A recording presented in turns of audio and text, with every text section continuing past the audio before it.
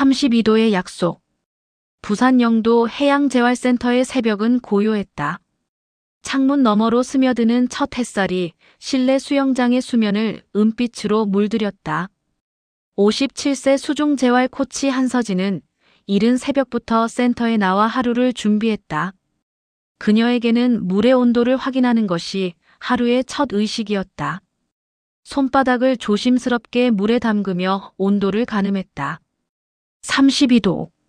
재활 훈련에 적합한 온도였다. 서진은 물가에 앉아 그날의 스케줄을 점검했다. 신규 회원 한 명이 등록되어 있었다. 61세 최도윤이라는 이름이 서류에 적혀 있었다. 조선소에서 도면사로 일하다 정년 퇴직을 했고 회전근개 수술 후 재활이 필요한 상태라고 기록되어 있었다. 서진은 그의 의료 기록을 꼼꼼히 살펴봤다. 수술 후 3개월이 지났지만 아직 어깨의 가동 범위가 제한적이었다. 물속에서의 재활이 가장 효과적일 것이라는 의사의 소견이 적혀 있었다.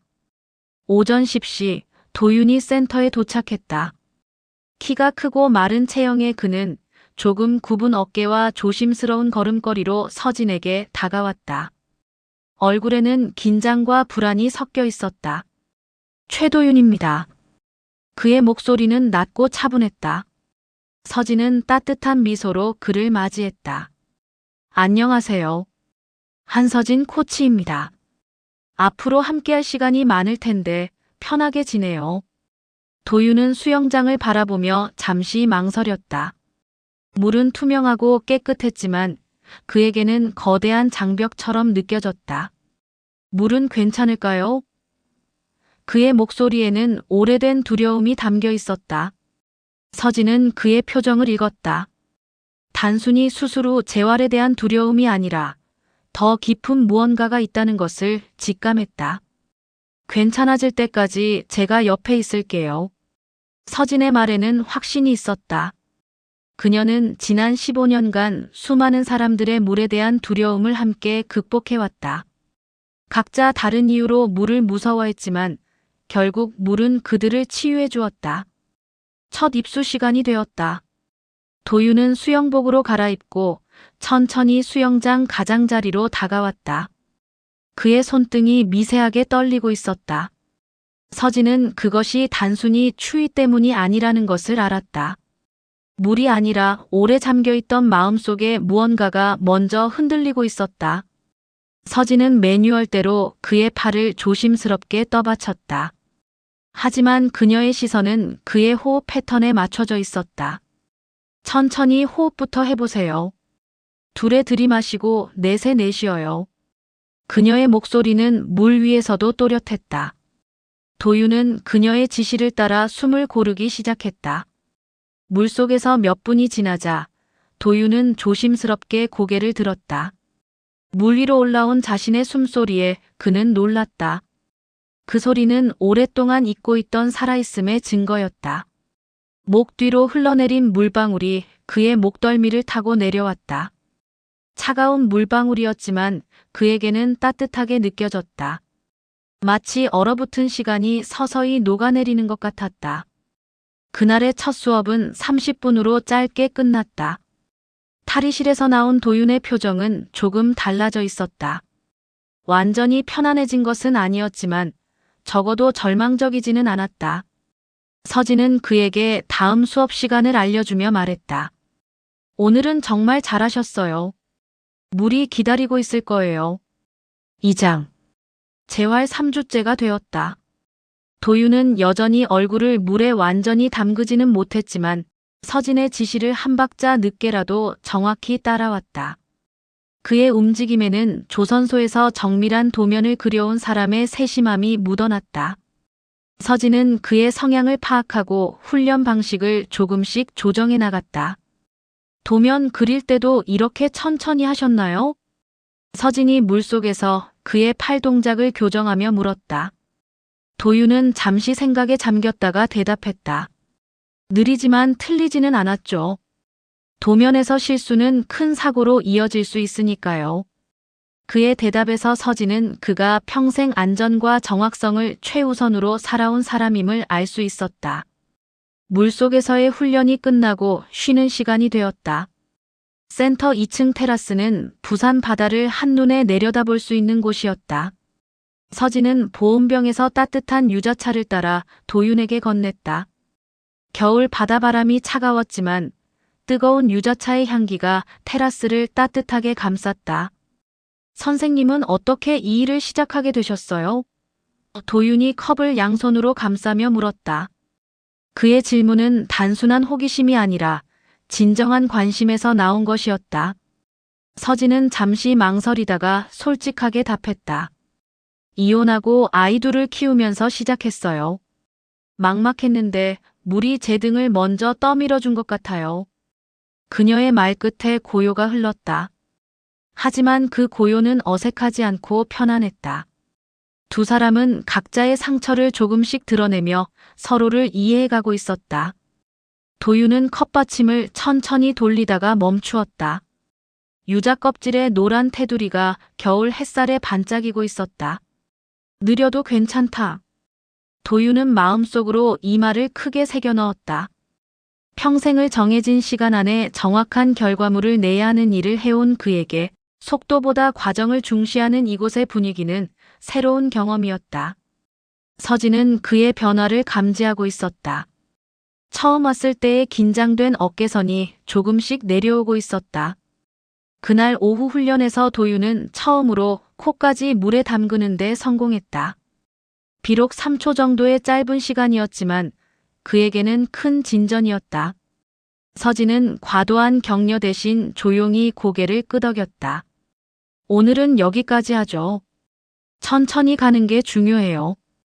탈의실에서 나온 도윤은 안내 데스크에 있는 센터 소개 책자를 유심히 보고 있었다. 그 중에서도 느리게, 그러나 꾸준히라는 센터의 모토가 적힌 부분을 오래 바라봤다. 서진이 다가와서 말했다. 저희 센터 설립자가 만든 말이에요. 물은 절대 서두르지 않지만 결국 바위도 뚫어낸다는 의미죠. 그날 저녁 도윤은 집으로 돌아가는 버스 안에서 창밖을 바라보며 생각에 잠겼다. 오늘따라 부산의 겨울 바다가 덜 차갑게 느껴졌다. 어깨의 통증도 예전보다 줄어든 것 같았다. 하지만 무엇보다 마음 한켠이 조금씩 따뜻해지는 것을 느낄 수 있었다. 3장. 토요일 아침, 센터에서는 특별한 야외 세션이 예정되어 있었다. 광안리 해수욕장에서 진행되는 단체 프로그램이었다. 실제 바다에서 하는 적응 훈련으로 센터 수영장에서의 훈련을 바다 환경에 적용해보는 과정이었다. 도윤은 처음 이 소식을 들었을 때 망설였다. 수영장에 통제된 환경도 아직 완전히 적응하지 못한 상황에서 바다는 너무 큰 도전으로 느껴졌다. 하지만 서진은 그를 격려했다. 바다는 수영장과 다른 치유력이 있어요. 더 자연스럽고 부드러울 수도 있어요. 그녀의 확신에 찬 목소리에 도윤은 용기를 냈다. 광안리에 도착한 일행은 해변의 얕은 물가에서 준비 운동을 시작했다. 겨울 바다였지만 날씨가 포근해서 야외 활동하기에 나쁘지 않았다. 이상하게도 도윤은 바다에서 덜 두려웠다. 수영장의 인위적인 경계와 달리 바다는 무한히 펼쳐져 있었고 그 광활함이 오히려 그를 자유롭게 해주었다. 발끝으로 모래를 가르는 연습을 하면서 그는 바닷물의 부드러운 움직임을 느꼈다. 파도가 다리를 감싸며 지나갈 때마다 자연의 리듬을 몸으로 체험할 수 있었다. 주변에서는 아이들의 웃음소리가 들려왔다. 자전거를 타는 사람들의 벨소리, 해변 어묵장사의 구수한 냄새. 삶의 소음들이 바다 위에 부표처럼 떠 있었다. 이 모든 일상의 소리들이 도윤에게는 생명력 넘치는 교향곡처럼 들렸다. 그는 오랫동안 잊고 있던 삶의 활력을 다시 느끼기 시작했다. 서진이 방수 시계를 꺼내 보여주었다. 회전 운동 시간을 재는 실습용이에요. 그녀가 시계를 건네주며 말했다. 도윤이 시계 뒷면을 보니 작은 각인이 있었다. 느리게, 그러나 꾸준히. 센터의 모토가 새겨져 있었다. 이것도 격려 문구예요. 모든 코치들이 하나씩 가지고 있어요. 저도 하나 새기고 싶은 말이네요. 도윤이 조심스럽게 말했다. 서진은 미소를 지으며 시계를 그의 손목에 채워주었다. 그 순간 때마침 파도가 그들의 발목을 스치고 지나갔다. 차가운 바닷물이었지만 두 사람 모두 따뜻함을 느꼈다. 야외 세션이 끝나고 집으로 돌아간 도윤은 오랜만에 침실 서랍에서 낡은 앨범을 꺼냈다.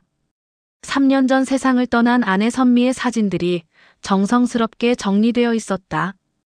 그 중에서도 그녀가 가장 환하게 웃고 있는 사진을 오래 바라봤다. 여보, 오늘은 바다에서 덜 무서웠어. 그가 사진을 향해 속삭였다.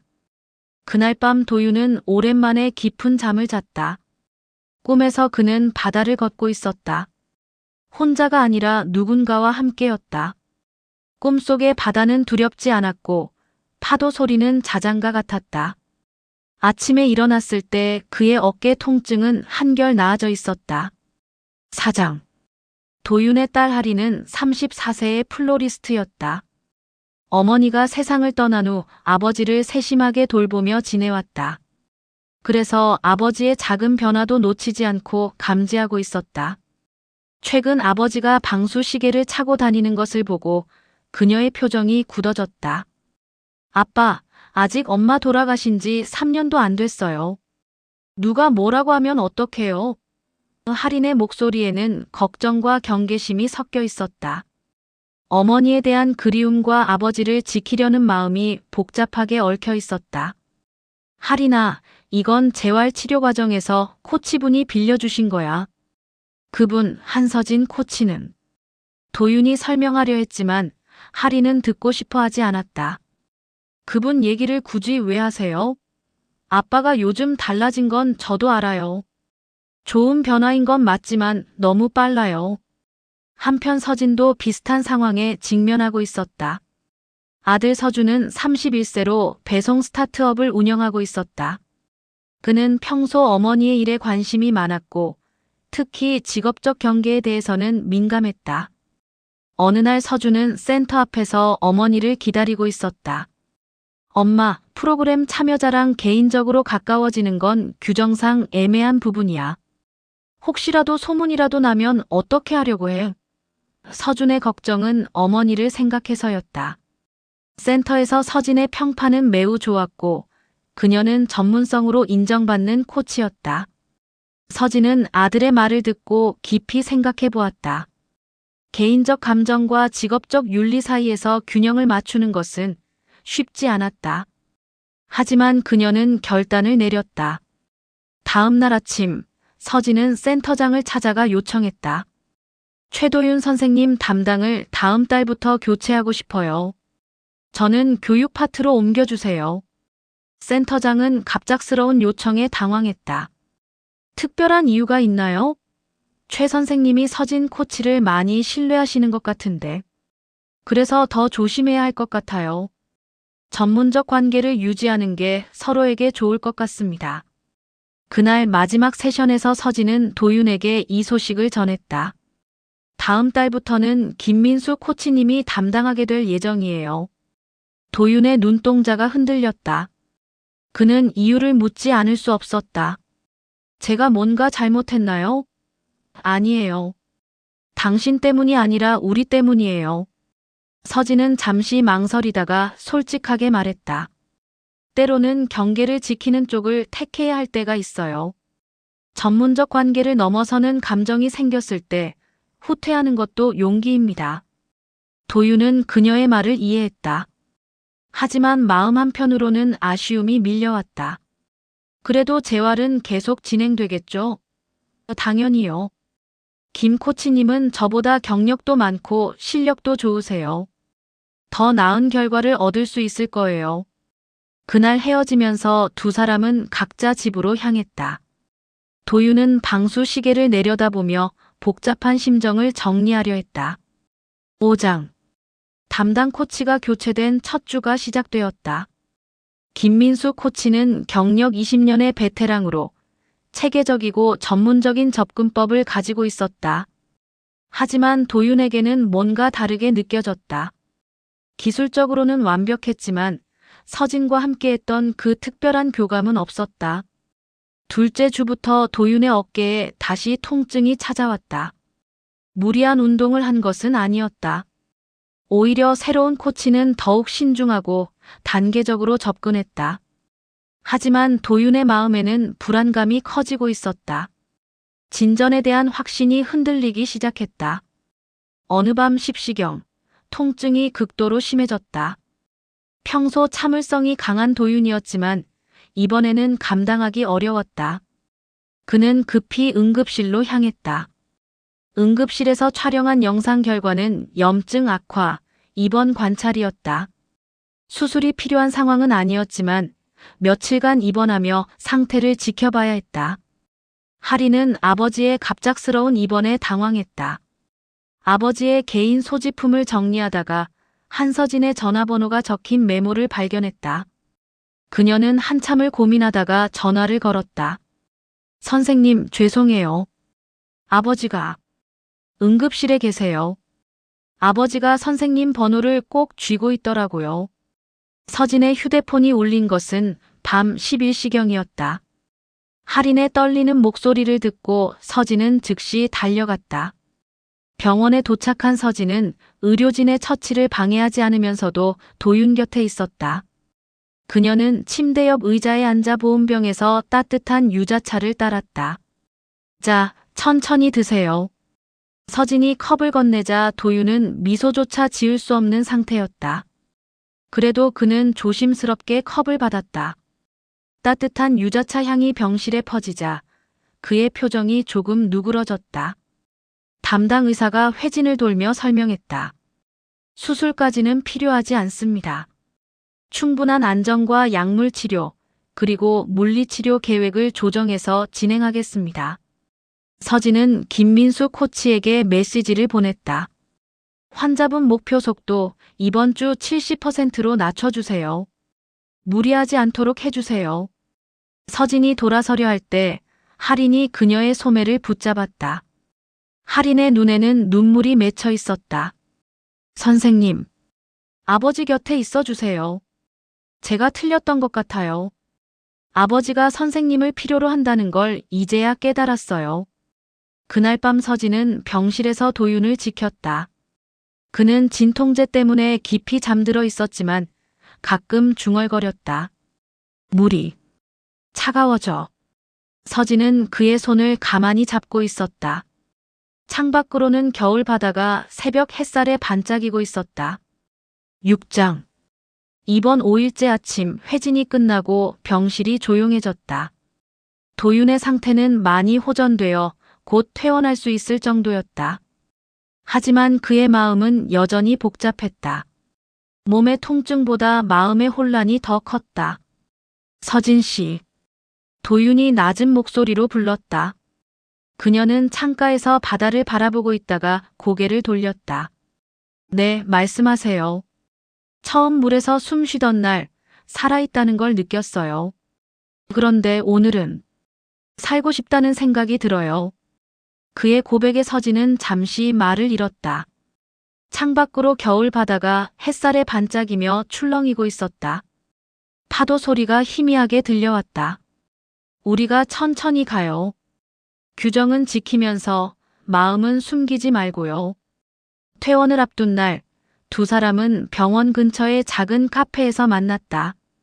공식적인 재활 프로그램은 김민수 코치가 계속 담당하기로 했다. 하지만 그들은 비공식적인 산책과 대화를 이어가기로 결정했다. 너무 급하지 않게, 그러나 서로의 감정을 부정하지도 않으면서. 그날 카페의 스피커에서는 드뷔시의 물의 반짝임이 흘러나왔다. 잔잔한 피아노 선율이 두 사람의 마음을 편안하게 해주었다. 도윤은 손목에서 방수 시계를 풀어 서진 앞으로 밀어놓았다. 각인을 하나 더 해도 될까요? 그의 제안에 서진이 눈을 들었다. 어떤 말을 새기고 싶으세요? 끝까지. 도윤의 목소리에는 확신이 담겨 있었다. 천천히 가되 함께 가자는 의미예요. 서진은 시계를 받아들고 뒷면을 살펴봤다. 느리게 그러나 꾸준히라는 기존 각인 옆에 새로운 문구가 들어갈 자리가 있었다. 좋은 말이네요. 제가 시계공한테 부탁드릴게요. 두 사람은 그 카페에서 2시간 넘게 앉아 있었다. 재활 이야기, 가족 이야기, 그리고 앞으로의 계획에 대해 나누었다. 서로의 마음을 확인했지만 여전히 신중하게 접근하기로 했다. 시간이 모든 것을 해결해 줄 거라는 믿음을 가지고. 7장. 두 가족이 만나는 날이 왔다. 장소는 영도 전망대 옆에 자리한 조용한 한정식 집이었다. 커다란 유리창 너머로 부산 바다가 멀리 펼쳐져 보였다. 겨울 바다는 잔잔했고 오후 햇살이 수면에 반짝이고 있었다. 하리는 언니 미나와 함께 왔다. 미나는 36세로 중학교에서 체육교사를 하고 있었다. 언니는 아버지의 변화를 긍정적으로 보고 있었지만 하린만큼은 여전히 조심스러워했다. 서진은 딸 서율과 아들 서준을 데려왔다. 서율은 33세의 병동 간호사로 어머니의 직업적 판단을 신뢰하고 있었다. 식사가 시작되기 전 어색한 침묵이 흘렀다. 먼저 입을 연 사람은 미나였다. 아버지가 어머니를 잊지 않을 거라는 건 저희 모두 알고 있어요. 다만 너무 급하지 않게 진행됐으면 해요. 그녀의 말에는 이해와 걱정이 함께 담겨 있었다. 서율이 차분하게 말을 이었다. 아버님의 재활은 앞으로도 전문 코치가 계속 담당할 예정이에요. 저희 어머니는 직업적 윤리를 지켜왔고 앞으로도 그럴 거예요. 그녀는 의료진으로서 전문적 관계의 중요성을 잘 알고 있었다. 서준이 작은 상자 하나를 꺼내 테이블 위에 놓았다. 부모님께 드리려고 준비했어요. 상자 안에는 작고 예쁜 미니 부표 장식 2개가 들어있었다. 바다를 떠다니는 부표처럼 서로 의지하며 살아가라는 의미였다. 물 위에서 흔들릴 때 서로 붙잡으세요. 대신 저희에게도 적응할 시간을 주세요. 서준의 말에 두 가족 모두 고개를 끄덕였다. 젊은이들이 부모의 새로운 시작을 받아들이기까지는 시간이 필요했다. 도윤이 천천히 입을 열었다. 나 선미 사진을 식탁 옆에 계속 둘 거야. 그건 바뀌지 않을 거야. 그의 목소리는 확고했다. 할인의 눈시울이 붉어졌다. 그게 조건이에요, 아빠.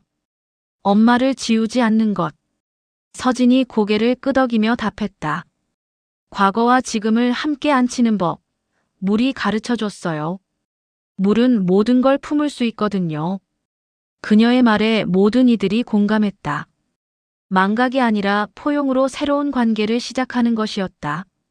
식사가 끝나갈 무렵 할인이 서진에게 조심스럽게 말했다. 선생님, 아버지가 정말 많이 좋아지셨어요. 고맙습니다. 서율도 아버지를 향해 인사했다. 아버님, 저희 어머니 잘 부탁드려요.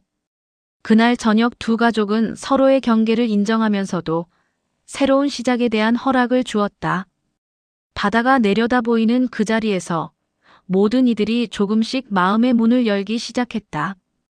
8장. 봄이 왔다. 부산의 겨울 바다가 따뜻한 햇살 아래 푸른빛을 되찾았다. 송도 구름다리 아래 작은 데크에서는 두 가족만이 참석하는 조용한 약속식이 준비되고 있었다. 도윤은 시계공에게 맡겼던 방수 시계를 꺼냈다. 뒷면에는 느리게, 그러나 꾸준히 같이, 끝까지라는 각인이 완성되어 있었다. 도윤은 떨리는 손으로 시계를 서진의 손목에 채워주었다. 이제 우리 시간이에요. 도윤의 목소리에는 확신이 담겨 있었다. 서진은 미소 지으며 답했다.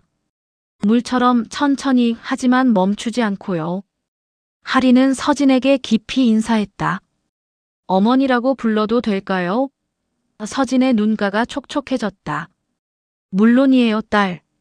서준도 하얀 국화를 내밀며 아버지, 잘 부탁드려요 라고 말했다. 고마워, 아들. 도윤이 답했다. 미나는 선미가 환하게 웃고 있는 사진을 데크 난간에 걸었다. 봄바람이 불었지만 사진은 흔들리지 않았다. 언니도 함께해요. 미나가 속삭였다. 자, 숨 고르기부터 할까요? 서진이 말했다. 둘에 들이마시고 넷에 내쉬어요. 두 사람의 호흡이 맞춰지자 주변이 고요해졌다. 그들은 바다의 느린 왈츠에 맞춰 첫 발을 내딛었다. 약속 식후 모든 이들이 영도의 작은 집으로 향했다. 거실 식탁에는 선미의 사진과 서진의 가족 사진이 나란히 놓여 있었다. 여보. 도윤이 처음으로 서진을 그렇게 불렀다. 서진은 환하게 웃으며 네, 여보라고 답했다. 그 호칭이 자연스러웠다. 저녁이 되자 두 사람은 함께 저녁을 준비했다. 서진이 유자차를 우리고 도윤이 테이블을 정리했다. 이제 혼자가 아니라 함께하는 일상이었다. 내일 물 온도는 어떨까요? 32도 정도 될 것 같아요. 그들은 작은 노트에 적었다. 32도. 숨이 먼저. 우리도 먼저. 그날 밤 두 사람은 각자의 방에서 잠들었다. 아직은 천천히 가는 것이 좋겠다고 생각했다. 하지만 더 이상 외롭지 않았다. 벽 너머로 상대방의 숨소리를 느낄 수 있었고 그것만으로도 충분히 따뜻했다. 새벽이 오자 서진이 먼저 일어나 바다를 바라봤다. 곧 도윤도 그녀 옆에 섰다. 좋은 아침이에요. 네, 정말 좋은 아침이네요. 그들의 새로운 하루가 시작되었다. 물처럼 자연스럽게, 파도처럼 꾸준하게. 미흡한 점이 너무 많아 죄송합니다. 구독과 좋아요 눌러주시면 새로운 이야기로 보답하겠습니다. 오늘도 함께 해주셔서 진심으로 감사드립니다.